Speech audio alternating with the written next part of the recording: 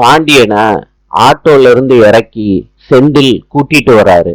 சரவணனும் பாண்டியனை கைத்தாங்களா கூட்டிட்டு வர்றாங்க. கோமதி அதிர்ச்சி ஆயிடுறாங்க. பாண்டியனோட நிலைமைய பார்த்துட்டு என்ன ஆச்சுன்னு கேக்குறாங்க கோமதி. பழனிவேல் சொல்றாரு, அக்கா படிக்கட்டுல தண்ணி இருக்குது தெரியாம மாமா வலிக்கு விழுந்துட்டாங்க. அந்த நேரத்துல மீனாவோட அப்பா அம்மா வந்திருக்காங்க.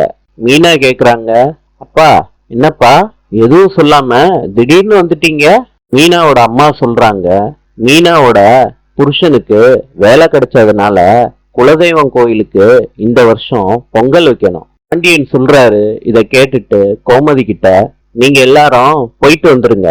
கோமதியும் சரின்னு சொல்றாங்க. பழனி சொல்றாரு, எப்படியோ என் மாப்பிள்ளைக்கு கவர்மெண்ட் வேலை வாங்கி கொடுத்துட்டீங்க.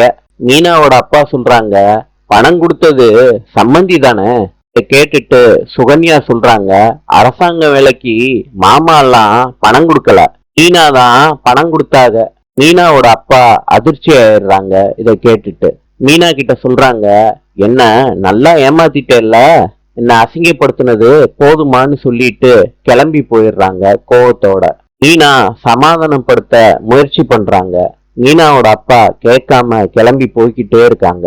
சுகன்யா கிட்ட மீனா கோவத்தோட சொல்றாங்க, இனிமேட்டு என் விஷயத்துல தலையிட்டீங்க, நான் சும்மாவே இருக்க மாட்டேன், அவ்வளவுதான். சுகன்யா மீனாவை பார்க்காம திரும்பிக்கிறாங்க. நாளை சந்திப்போம்.